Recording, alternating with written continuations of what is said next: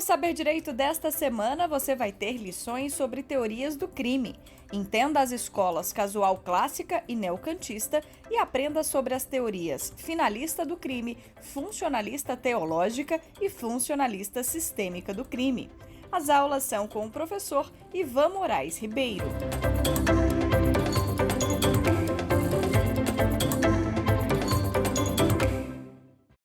Olá a todos, sejam bem-vindos ao Saber Direito.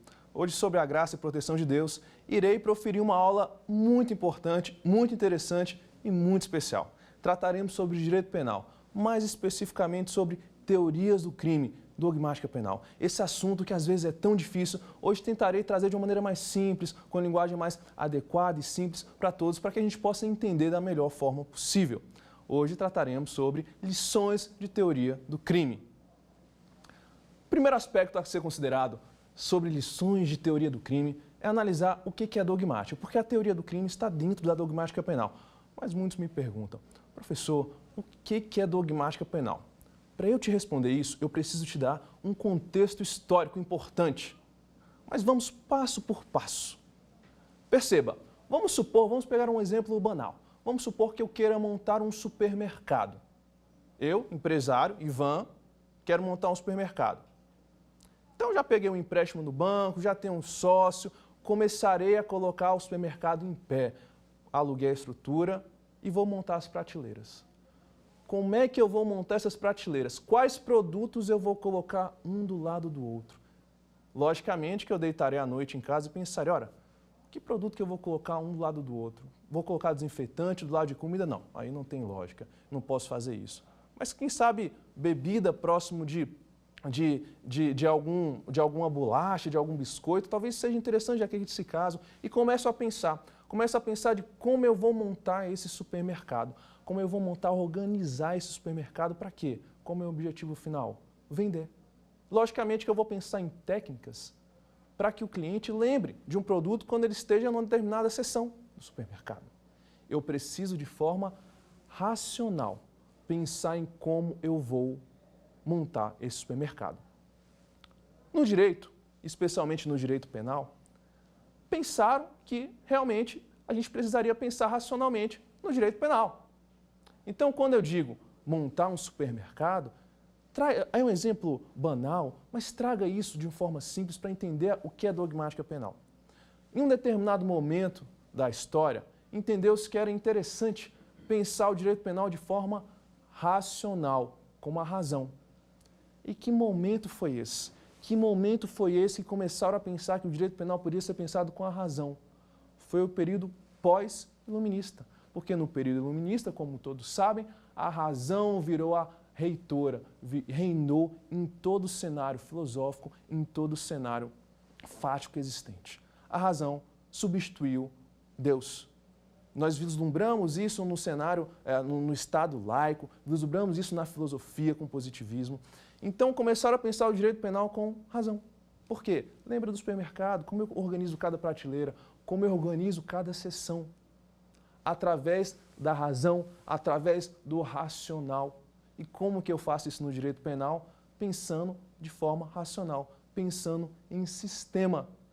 E aí que está, para que todos entendam. Quando eu começo a pensar no direito como algo que pode ser estudado através da razão, eu começo a pensar em uma coisa, e essa é a palavra-chave para entender o que é dogmática penal. Eu começo a pensar em sistema. Eu vou repetir para vocês para que todos entendam. Eu preciso pensar em sistema. Como que o sistema vai ser organizado? O sistema tem a questão da racionalidade. Como que eu vou transformar o direito em sistema? Pensando como colocar cada bloco, cada prateleira em seu devido lugar. Como organizar, de modo em que o direito penal seja lógico, o direito penal seja regido pela razão. E é essa a questão da dogmática. Falei em dogmática, falei em sistema. Mas eu vou trazer para vocês uma definição. Uma definição de um autor. Aqui, a minha função é ensinar. E eu ensino baseado em ombros de autores. Então, por isso, durante toda a aula, eu terei a função de trazer ipsiliteris, o que cada autor está dizendo. E trago uma função do que é a dogmática. Velázquez, eu vou ler para todos. A dogmática jurídico-penal é o saber que estuda o direito penal, de modo racional. Positivo, averiguando o conteúdo, os pressupostos e as consequências das normas punitivas. Perceba, está estudando de forma racional. Os pressupostos, o conteúdo, as consequências das normas positivas. De modo a ordenar, sistematizar o material jurídico no sistema, sem desconsiderar as decisões dos tribunais e as notas da doutrina, com o fim de introduzir novos caminhos de desenvolvimento conceitual e sistemático. Atenção! Sistemático, sistema, organizar, isso é a razão.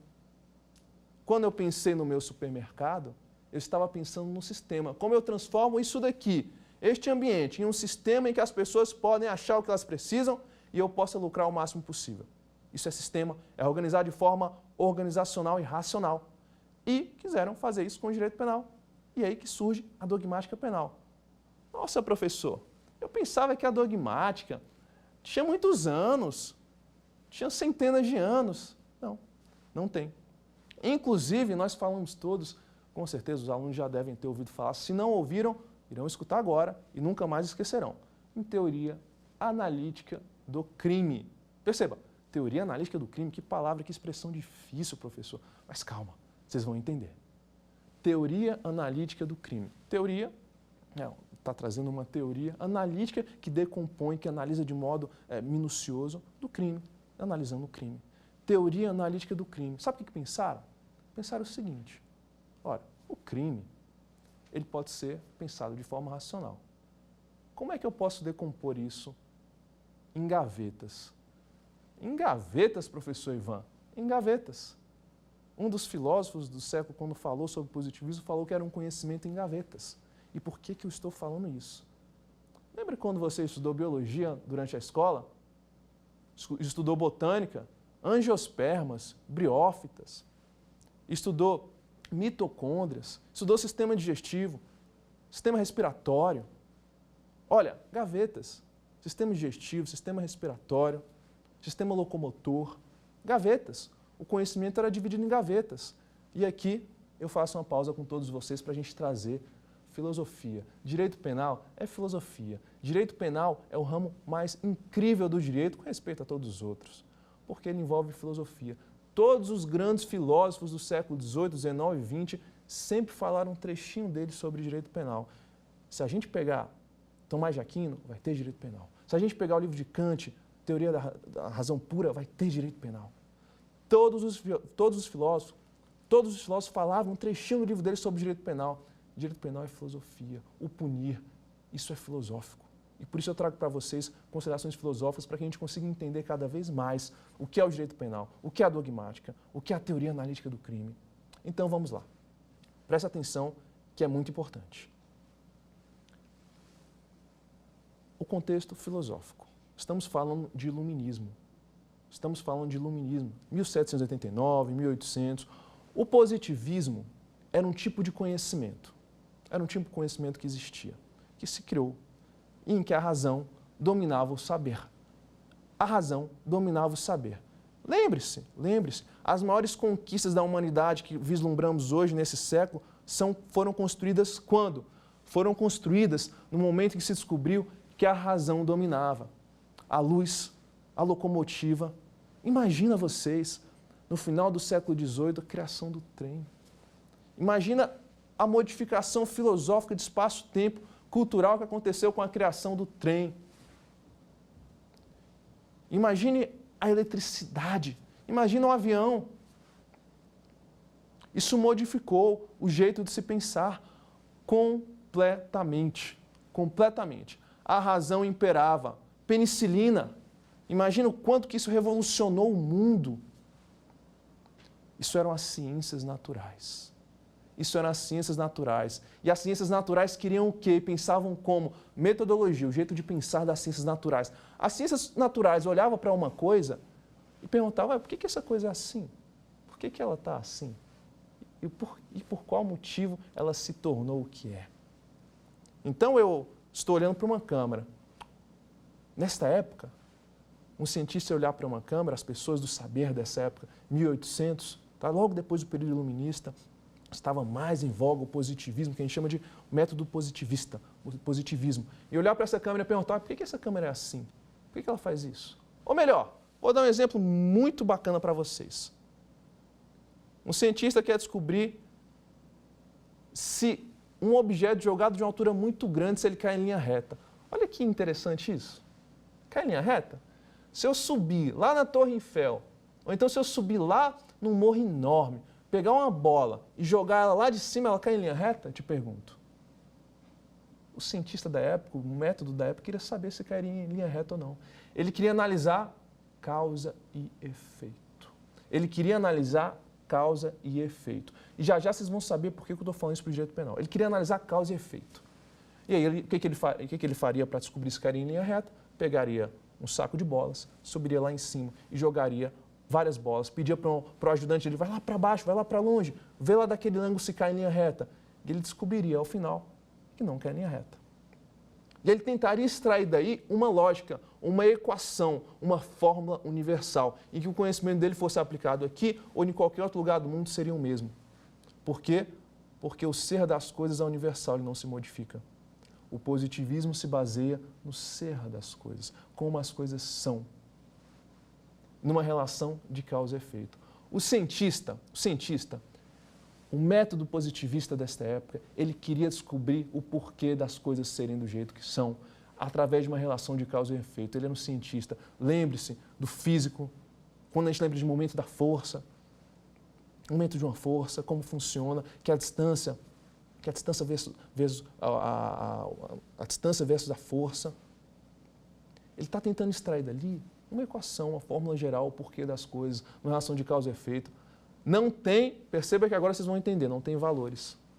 Você acha que o cientista da época vai se importar com valores, com emoção? Ele quer que isso seja extinto da análise dele. Ele não vai querer saber se o ajudante dele tem problema de visão, salvo se isso influenciar na análise. Ou se ele está triste. Ah, meu ajudante está triste. Isso não vai influenciar na equação e nem pode. Ele tem que tirar todos os elementos valorativos para encontrar uma fórmula do ser, porque o elemento valorativo, para ele na época, era um elemento errado do ser humano que não poderia ser colocado na natureza das coisas, que é uma coisa grandiosa. Perceba? Ele não quer valor, ele não quer saber de valor, ele não quer saber de conteúdo que a gente chama axiológico, valor axiológico, essa expressão é importante lembrar. Então, o cientista da época, ele quer um conteúdo isento de valores. Porque só assim ele vai conseguir uma fórmula universal, que ele vai entender o ser das coisas. Aí vocês me dizem, Ivan, realmente, na época, devia ser muito impressionante. Descobriram a penicilina, o trem, criaram um trem, lâmpada, eletricidade. Imagina como essas pessoas da época estavam pensando. Tem uma passagem de um filme em que uma pessoa do interior, uma família do interior, vai para a cidade e descobre o quê? A eletricidade. Eles passam a noite rindo, ligando e desligando o interruptor. A ciência é fascinante. A ciência deslumbra. Essa passagem nesse filme é muito marcante, porque as pessoas na época ficaram deslumbradas com a ciência, com as ciências naturais, com o poder que elas tinham. A razão é o novo Deus. A razão é o novo Deus. E aí pensaram, atenção que agora é direito penal, presta atenção. Aí pensaram, ora, se é algo tão deslumbrante, que trouxe tanto progresso, algo maravilhoso, fez nossa vida mudar para melhor, por que não trazer isso para o direito penal? Por que não trazer isso para o direito penal? Vai que a gente resolve o problema do crime. Vai que se a gente aplicar o método das ciências naturais, a gente consegue resolver o problema do crime.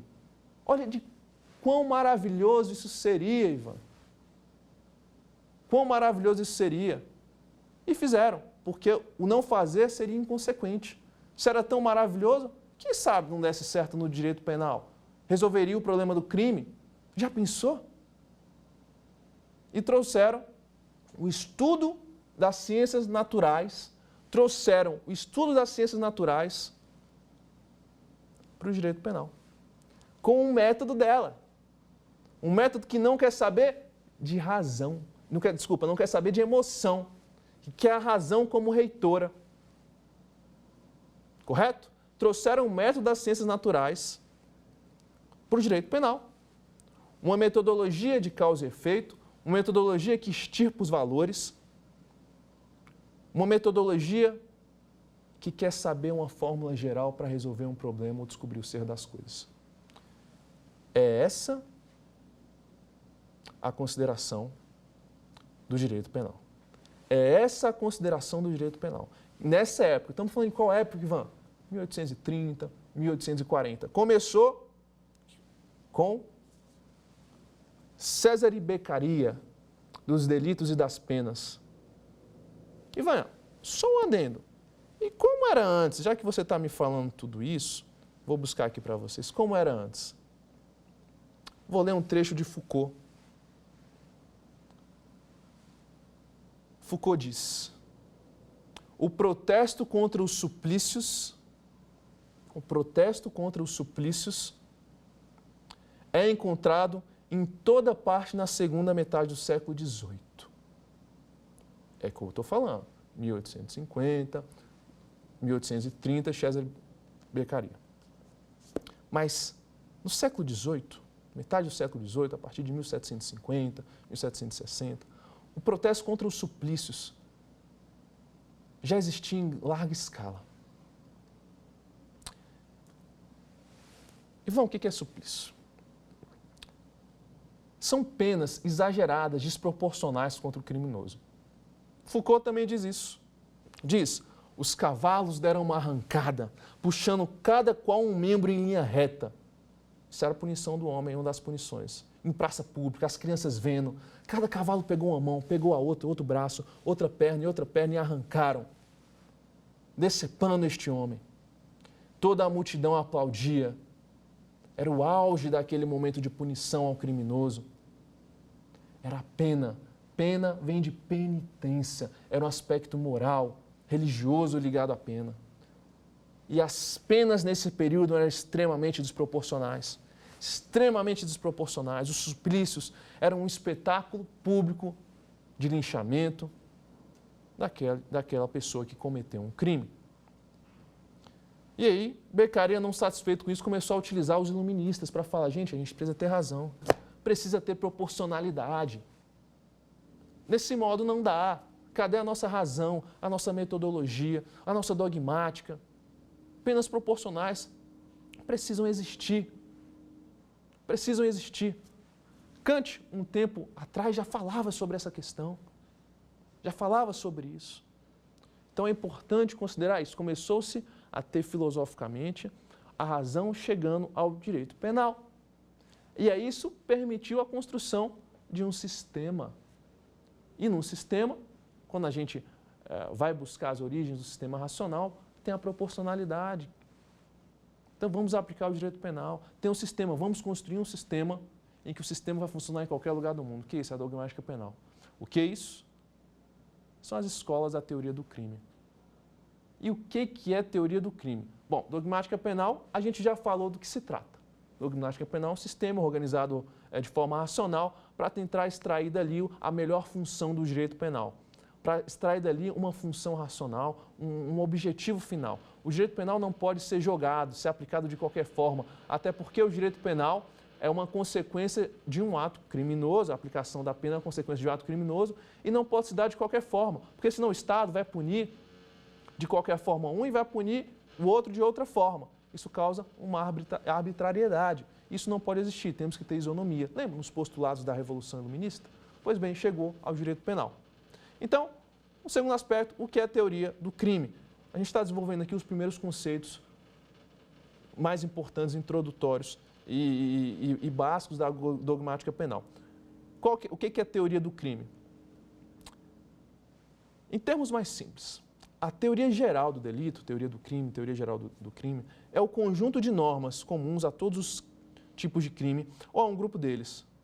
Então, é o conjunto de normas comuns a todos os tipos de crime ou a um grupo deles. Perceba, quer um exemplo? Agora vai começar a ficar mais concreto aqui o assunto, para que a gente consiga entender de uma maneira mais fácil. Quer um exemplo? Vamos lá. Vamos pegar concurso de pessoas. Pega ali a parte geral do Código Penal, concurso de pessoas. Tentativa. Não se aplica a qualquer crime, em regra geral, né? Temos uma ou outra exceção. Então não se aplica a um homicídio, tentativa, se aplica a um homicídio, tem a desistência voluntária, se aplica a um grande número, em regra, a todos os crimes, mas um grande número de crimes. Perceba, conseguiram extrair do sistema do direito penal um núcleo, um sumo, um núcleo, em que as regras ali dispostas se aplicariam praticamente a todos os crimes. Perceba como isso é racional, perceba como isso é um sistema. Vamos extrair uma regra universal. E, de fato, quando a gente observa o Código Penal, a parte geral, ali tem considerações que se aplicam à maioria dos crimes. Olha que coisa mais linda! Conseguiram extrair dali regras através de normas, em que se pudesse aplicar em inúmeros casos, desistência voluntária, arrependimento eficaz, crime possível, concurso de pessoas, concurso material, concurso formal. Está tudo ali. Tentativa, nexo de causalidade, está tudo ali. Isso é teoria geral do crime. É o fruto, é o ápice da dogmática penal. Porque a dogmática penal é um sistema, de como organizar esse sistema. Crimes contra a vida, crimes contra o patrimônio e tudo mais. Tudo isso é dogmática penal. Mas extrai o sumo, o ápice, o mais importante. É a teoria geral do crime. É a regra universal, perceba como são as ciências naturais incidindo sobre o direito penal.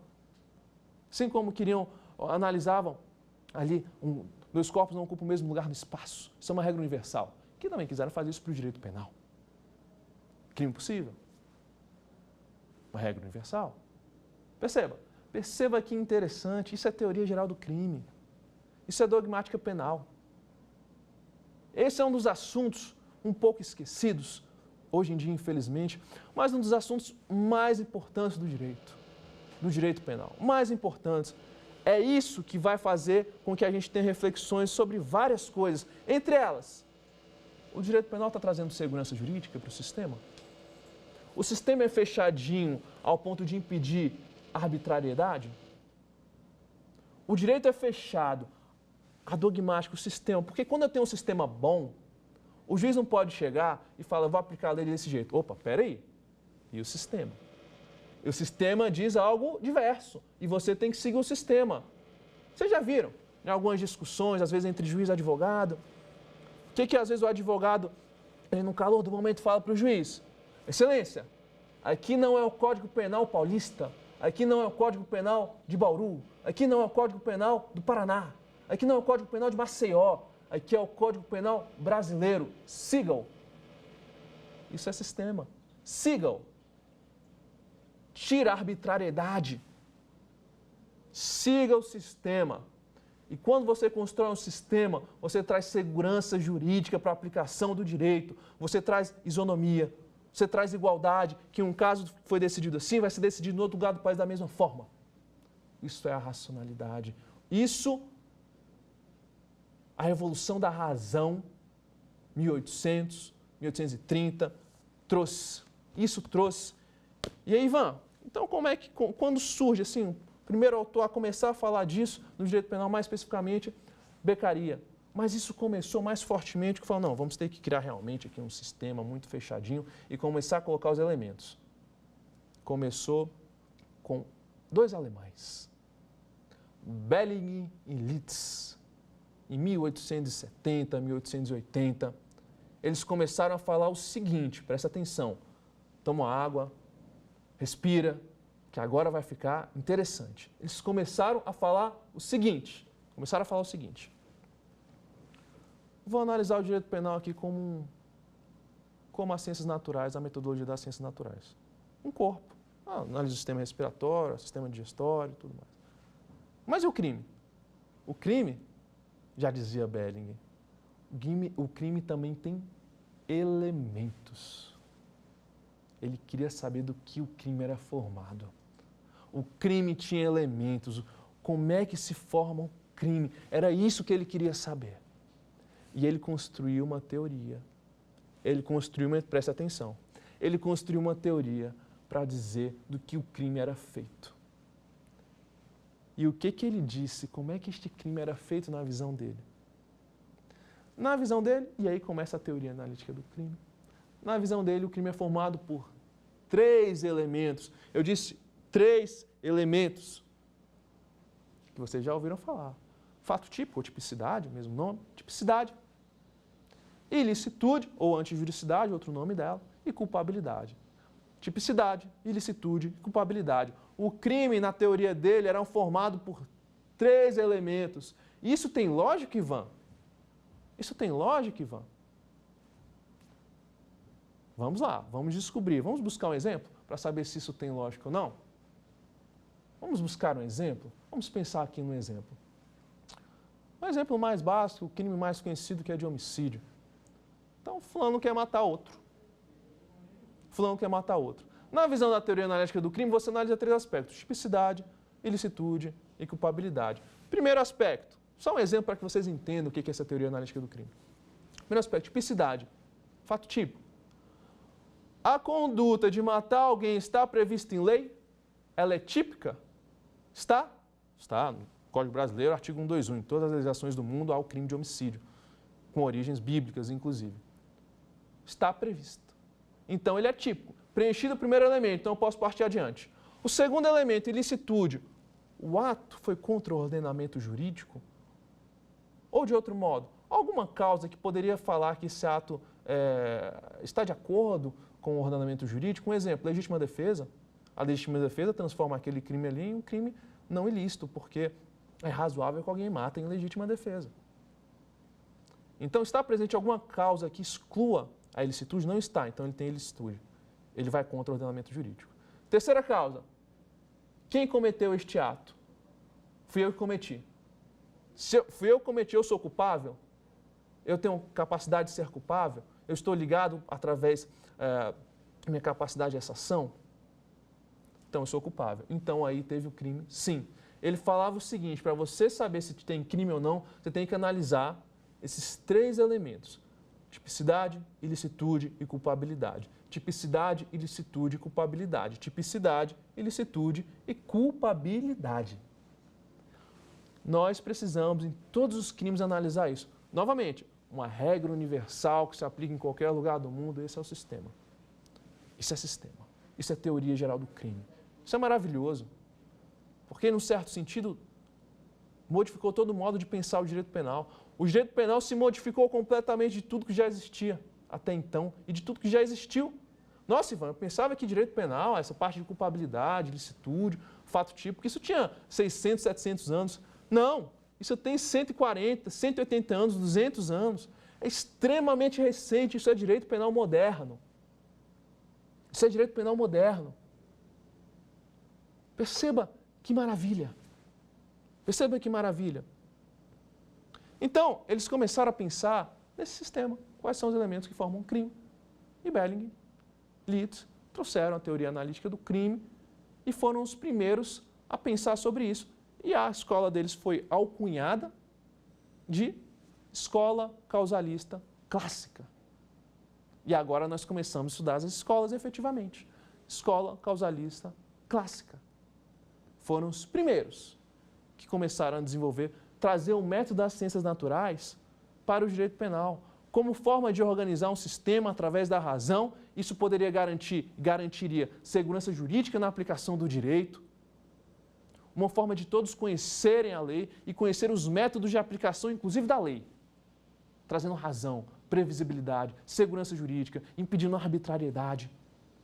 Foram os primeiros a trazer a dogmática penal, a teoria geral do crime. Olha que interessante isso. Isso é extremamente recente. Extremamente recente. E agora, a primeira escola é essa, nós vamos estudar o que Bellinger e Litz diziam sobre esses elementos, para que vocês entendam, passo por passo, o que cada um diz. Vamos lá. Ação causal clássica. O que era ação para a escola causal clássica? Ação, de acordo com o método das ciências naturais, era uma relação de causa e efeito. Era uma modificação exterior em consequência de algum fato. Então, se eu pego uma bola e jogo num vidro, essa bola quebra. Esse vidro quebra, melhor dizendo. Então, se eu pego uma bola e jogo no vidro, esse vidro quebra. Qual que foi a ação aí? A ação foi o ato de jogar a bola com consequência, né? A causa é jogar a bola e a consequência é quebrar o vidro. Então a ação, o que é a ação aqui? A ação é a modificação do mundo exterior através de um comportamento humano, através de uma ação humana. A ação para os causalistas, para a escola do crime, que aí ela começa a definir o que é ação criminosa. Presta atenção, começa a definir o que é ação criminosa. O que é a ação de um criminoso? Para a escola causalista, essa modificação exterior, modificação do mundo exterior, através de uma causa. A causa que é um movimento voluntário de uma pessoa. Uma pessoa que pega uma arma, atira, uma pessoa que pega uma faca, esfaqueia. A ação criminosa para essa escola é o ato de pegar a faca e causar uma modificação no mundo exterior. Então entendam isso. Ou nas palavras do próprio Litz, a ação é um movimento muscular que se apresenta como manifestação de vontade e que traz como consequência um resultado naturalístico. Confuso? Difícil? Parte por parte. Ação é um movimento, lembra da bola sendo jogada no vidro. Ação é um movimento humano que causa uma consequência naturalística. Naturalística é que tem repercussão no mundo exterior, fático. Consequência tem repercussão no mundo exterior. Ah, Ivan, então, você está dizendo que a ação tem que ter consequência? Olha só, se ele está dizendo que a ação tem que ter uma consequência naturalística, uma consequência fática, o que você me diz então, Ivan, dos crimes formais, já que eles não têm repercussão fática, naturalística? Pois é, essa é uma das principais críticas dessa escola, que ela não respondia aos crimes formais. Ela não respondia como analisar os crimes formais. Porque se a ação criminosa para a escola causal era uma manifestação do homem, causando um resultado naturalístico, uma consequência no mundo exterior, como é que explica os crimes formais, que não têm resultado naturalístico? Uma das principais críticas. Mas a ação para eles era essa. E aí, quando você vai ver as críticas, você vai ver que as escolas vão mudando, o modo de pensar os elementos do crime vão se modificando diante dessas críticas. Mas a ação para a escola causalista era essa. Era uma mera movimentação do corpo humano que causava um reflexo no mundo exterior. Uma movimentação mecânica, o ato de jogar a bola. Peguei meu braço, empurrei com a bola na mão, com o punho fechado, joguei. Faca, peguei meu braço fechado, empunhei a arma e acertei. Ação criminosa para a escola causalista era isso. Então, todos nós entendemos aqui que é ação, conceituada ação criminosa, que está dentro da concepção de tipo. E tipo penal para a escola causalista, a gente tem uma expressão muito interessante para entender. Catálogo de delitos. Ivan, catálogo de delitos? Imagine um cardápio de delitos, onde os delitos estavam colocados. Para a escola causalista, o delito, o fato típico, estaria colocado na lei. Lembra disso, o princípio da legalidade? Que está muito em voga. Então, o fato típico tem previsto na lei? Porque se não estiver previsto na lei, não é crime. Olha a segurança jurídica que isso traz. Se não estiver previsto na lei, não é crime. Então, para ter crime, eu preciso ter previsão legal. Eu preciso que aquela conduta esteja no catálogo de crimes. E como é que poderia estar?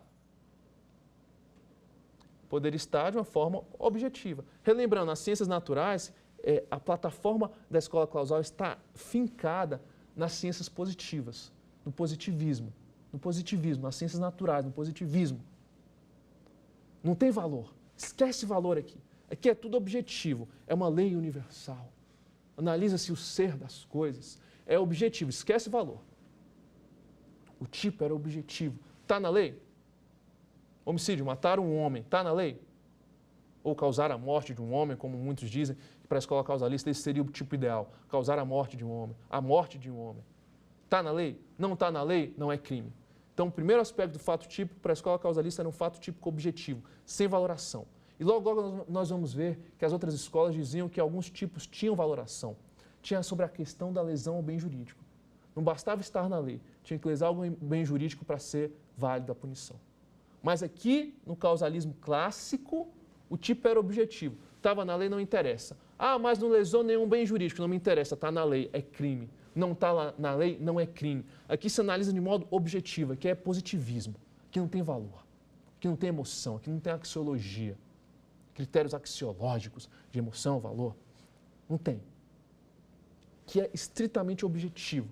O crime nessa época, de acordo com essa teoria, que dominava até então, a tipicidade era um conceito objetivo. Então, a ação era um movimento causal, eles só queriam saber disso. A ação criminosa para eles era um movimento causal. Era algum movimento que causou a repercussão fática. O que causou a morte? Foi o apertando o gatilho. Então, isso aí daí é a ação criminosa. O que é o tipo? A questão da tipicidade. Está na lei? Está no catálogo de delitos? Está no cardápio de delitos? Não está? Não é crime. Está? É crime. Mas não basta o primeiro aspecto ser analisado. Não basta analisar o primeiro elemento, tem que partir para o segundo. Eram 3. Segundo, ilicitude. Ilicitude. Está contra o ordenamento jurídico? Está contra o ordenamento jurídico? Está. Teve alguma causa aqui que excluísse a ilicitude, como uma legítima defesa, um estado de necessidade? Não, não tem. Não tem. Então é ilícito o ato. Se tivesse alguma causa que excluísse a ilicitude, como a legítima defesa, matar alguém em legítima defesa, não é ilícito. Não vai contra o ordenamento jurídico. O ordenamento jurídico permite, o Código Penal permite, no artigo 25 do Código Penal, legítima defesa, matar em legítima defesa, não é crime. Mas se não tem a causa excluinte de ilicitude, então é ilícito. Então, matar alguém, já tem a tipicidade, está no catálogo de delitos, a minha ação foi a que causou o resultado, a morte dele foi em decorrência do que eu atirei, tá? Não estava abarcado por uma causa excludente de ilicitude, de legítima defesa, por exemplo. Então, o fato é ilícito. E, por fim, culpabilidade. É o requisito, é o elemento que liga o fato, o dolo. Aqui, para os causalistas, o dolo, a culpa. Para os causalistas, o dolo, a culpa estava na culpabilidade. Atenção que isso é muito importante. Para os causalistas, você só iria analisar o dolo e a culpa no último elemento de análise do crime, para saber se é crime ou não. O dolo e a culpa para os causalistas são elementos da culpabilidade. É o que te liga ao fato, é o que impede a responsabilidade objetiva. Porque você só pode responder, só é crime, se você matou alguém, se você agiu com dolo ou culpa. Porque se você não agiu com dolo ou culpa e querem te punir, isso é responsabilidade objetiva. Isso não pode no direito penal. E ele já trazia isso dentro da teoria dele. Olha que coisa mais maravilhosa. Olha o quanto que isso não impedia arbitrariedades. Esse sistema, essa construção. Para ser crime, eu tinha que percorrer 3 elementos. Se algum deles não tivesse, não era crime. Olha que coisa esplendorosa. Se algum desses elementos não tivesse preenchido, não era crime. Então, para eu analisar se era crime ou não, fato típico, ilicitude e culpabilidade. O fato tinha que ser típico, está na lei, previsto lá, ilícito, o ordenamento jurídico não poderia permitir nenhuma causa excludente de ilicitude ali, tinha que ser totalmente proibido. E culposo, culpabilidade. Eu quis atuar daquela forma, é o que me liga ao fato. O que causou a morte dele não foi a ambulância que capotou, não foi, e eu nem estava presente, e eu não fiz nada, ou não foi um carro que atropelou ele, fui eu que atirei e matei ele. Eu, com meu dolo. É isso que me liga ao fato, a culpabilidade é o elemento que liga para a escola causalista, que liga o autor ao fato. É o que traz responsabilidade subjetiva. Entendam, para ser crime tem que passar por 3 elementos, e são esses os 3 que são muito importantes. Eu quero que vocês entendam uma coisa, e vou repetir, a plataforma dele é positivista, não tem valor, não tem emoção, é só objetividade. O fato típico e a ilicitude, presta atenção, o fato típico e a ilicitude, eles são objetivos. Eu vou dar um exemplo, porque sem exemplo não dá para entender. Vou dar um exemplo muito interessante sobre a questão da ilicitude formal. Porque é objetivo e é formal. Não tem aspecto subjetivo. Entenda uma coisa. Ilicitude, fato típico é o primeiro elemento, e ilicitude, que é o segundo, formam o que a gente chama de injusto. Ivan, injusto, então, é quando eu junto os 2 elementozinhos. Isso, são 3 elementos. Mas decidiram falar que os 2 primeiros são injustos. Chamam de injusto. Então, fato típico ou tipicidade. Tipicidade e ilicitude formam um injusto. O injusto são esses 2 elementozinhos. Para o pessoal da escola causalista clássica, ele é objetivo, porque ele não tem nenhum valor, ele não tem nenhuma subjetividade, porque o dolo e a culpa não estão nele, estão na culpabilidade. Presta atenção. e injusto, que são a junção de dois elementos. Tipicidade e ilicitude, para a escola causalista, ela é formal, ela é objetiva. Ivan, ela é objetiva por quê? Porque o dolo e a culpa não estão nela, o dolo e a culpa, que são elementos subjetivos, estão na culpabilidade. E ela é formal, Ivan? É formal. Ivan, por que ela é formal? Porque ela não tem nenhum caractere de subjetividade, nenhum caractere de valor. Ela é analisada de um modo objetivo. E eu vou dar um exemplo para que todos entendam. Ok? Vou dar um exemplo para que todos entendam. Maria discute com Marcela. Discute com Marcela. Na discussão, começam a discutir de forma mais acalorada. E aí Maria vê um tijolo ali de uma construção que tinha um tijolo ali. Ela fala, eu vou lá pegar esse tijolo. E Marcela fica só observando. E ela gritando, eu vou lá pegar esse tijolo e vou destruir seu carro. Aí Marcela já está indignada na discussão, fala, vai lá, pode ir, sou rica. Eu sou rica, destrói o carro mesmo, que eu vou arrumar ele e eu ainda vou passar na frente da sua casa para mostrar ele arrumadinho. Vou mostrar que eu tenho mais dinheiro que você. Pode destruir, destrói, tá velho mesmo, estava querendo arrumar, destrói. Destrói. E falou mesmo, destrói. Maria foi lá e destruiu. Maria foi lá e destruiu. Nesse caso aqui, o que eu estou tendo aqui? Eu estou tendo um consentimento de Marcela para destruir o carro. Para destruir o carro. Eu estou tendo um consentimento dela para destruir o carro. Vamos lá analisar se a conduta de Maria foi crime ou não. O fato é típico? Vamos analisar a legislação do Brasil. O fato é típico? Sim. Temos ali o crime de dano. Então, quando Maria foi lá e destruiu o carro, ela cometeu um fato típico. O fato é antijurídico? É ilícito? Antijuridicidade é a mesma coisa de ilicitude. A gente vai adotar essa corrente. O fato é ilícito? É ilícito. No Brasil, nós temos causas que excluem a ilicitude previstas no Código Penal, que é o famoso, tem um mnemônico para isso, é uma frase que eu faço questão de dizer, chamada Bruce Lee. Legítima defesa, estrito cumprimento do dever legal, exercício regular do direito, estado de necessidade. Né? L, E, E, E. Essas são as causas que excluem a ilicitude, ou seja, o fato, se tiver abarcado por essas causas, não vai ser ilícito. Bom, quando foi lá e destruiu o carro, né, arrebentou o para-brisa do carro, não era legítima defesa, não era estado de necessidade, não era exercício regular do direito, não era estrito cumprimento do dever legal, não era nada disso. Mas, perceba, olha de fora, Maria permitiu, Marcela, melhor dizendo, permitiu. Ela consentiu, vai lá, destrói mesmo, não estou ligando para isso. Na verdade, eu vou usar isso para mostrar para você que eu sou mais forte que você, né, poderosa economicamente. Maria consentiu, olha, consentimento do ofendido. Está previsto na legislação brasileira como causa legal de exclusão de ilicitude? Não está. Mas, quando Marcela consentiu, esse fato deixou de ser antijurídico. Porque ela consentiu, ela fala, pode ir lá fazer. A mesma coisa quando você vai furar sua orelha e que você consente que a pessoa que fura lese seu corpo. Mas isso não está previsto na lei. Na escola clássica, a ilicitude é formal. A ilicitude é formal. Por quê? Porque só se observa se o fato foi ilícito de modo formal, isto é, de modo objetivo. De modo objetivo. Está na lei a causa excludente de ilicitude? Não está. Então, se não está na lei, então o ordenamento jurídico não está permitindo. Vou dar um exemplo, então, de antijuridicidade ou ilicitude material para que vocês possam entender a diferença. Na ilicitude material, por exemplo, entra uma questão de danosidade social. Uma danosidade, uma lesão social, uma ofensa social.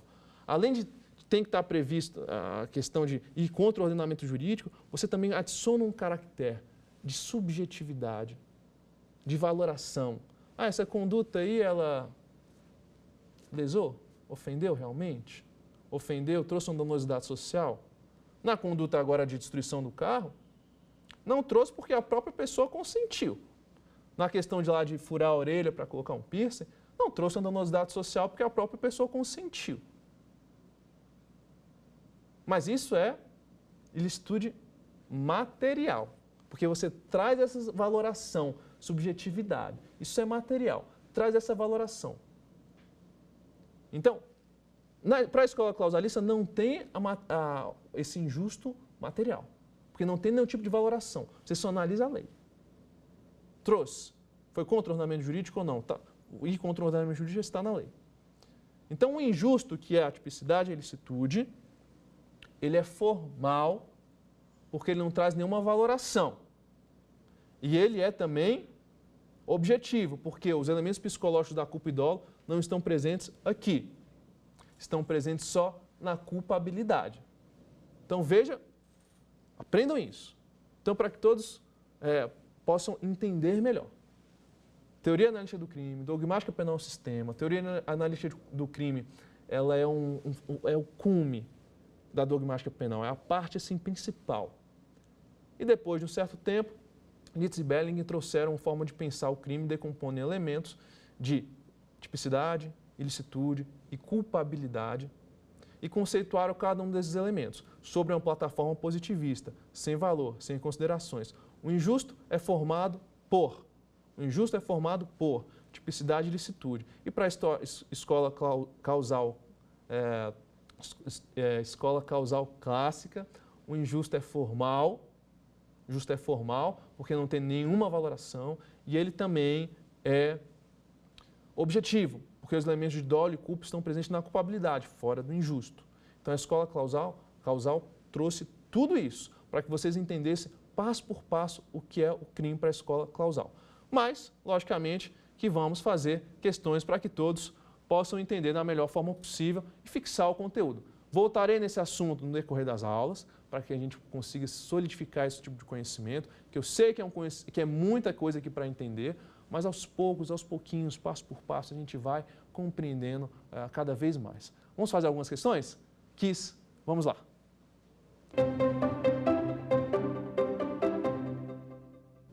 Primeira questão.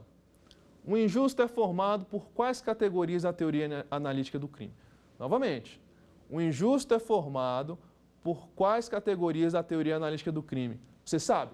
Tenta fazer aí, tenta responder para mim de tudo que a gente conseguiu aqui passar para vocês. Vamos passo por passo, vou ler cada questão. E aí você marca aí no seu caderno, no seu computador, à vontade, anotando a aula, sempre aprendendo. O injusto é formado por quais categorias da teoria analítica do crime?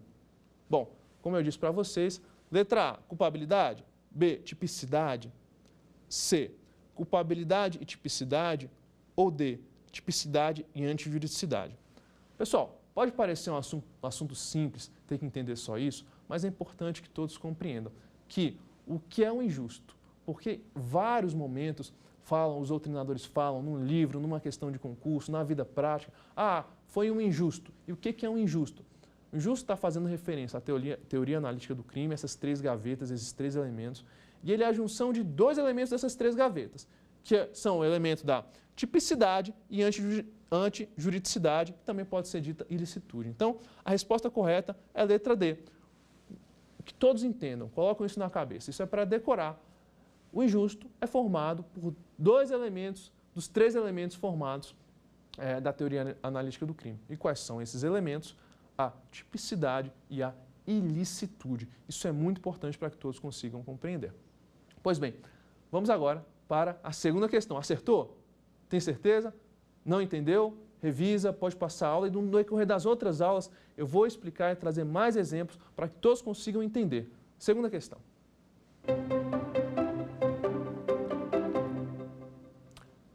A antijuridicidade causal é do tipo A, formal, B, material, C, formal imaterial, D, substancial. Conforme dito durante essa aula, que novamente vamos repetindo nas outras aulas até o conhecimento se solidificar, a antijuridicidade para a escola causal, que a gente chama de antijuridicidade causal, ela é do tipo formal. Por quê? Porque não tratamos aqui da antijuridicidade material, que é o outro tipo, que é a contrariedade dela, a outra forma, a outra espécie. Então temos duas espécies na teoria analítica do crime. A antijuridicidade formal e a antijuridicidade, também chamada de licitude, material. Então, formal, material, formal, material, formal, material. Decorou isso?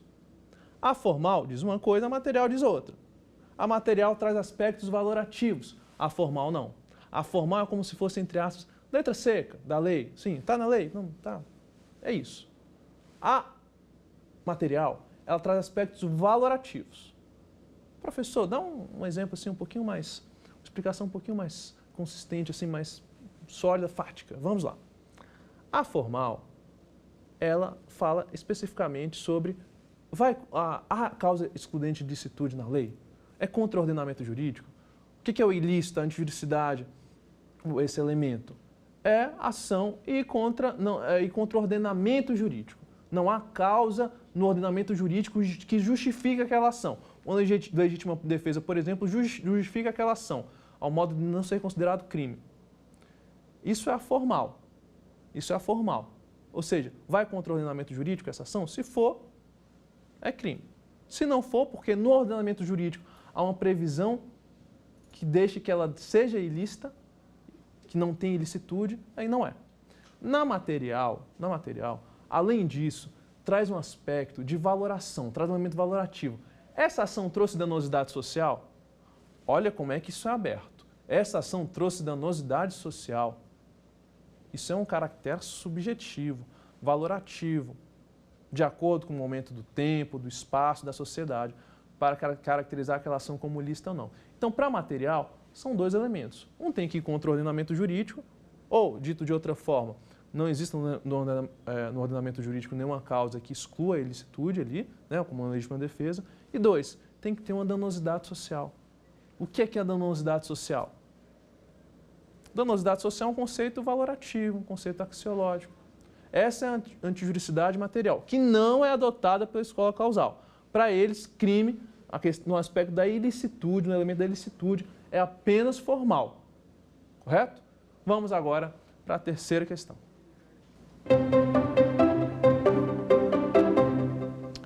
A culpabilidade causal é formada por quais elementos? Ou qual? A. Dolo. B. Culpa e dolo. C. Culpa, dolo e exigibilidade de conduta diversa. Ou D. Culpa, dolo ou inexigibilidade de conduta diversa.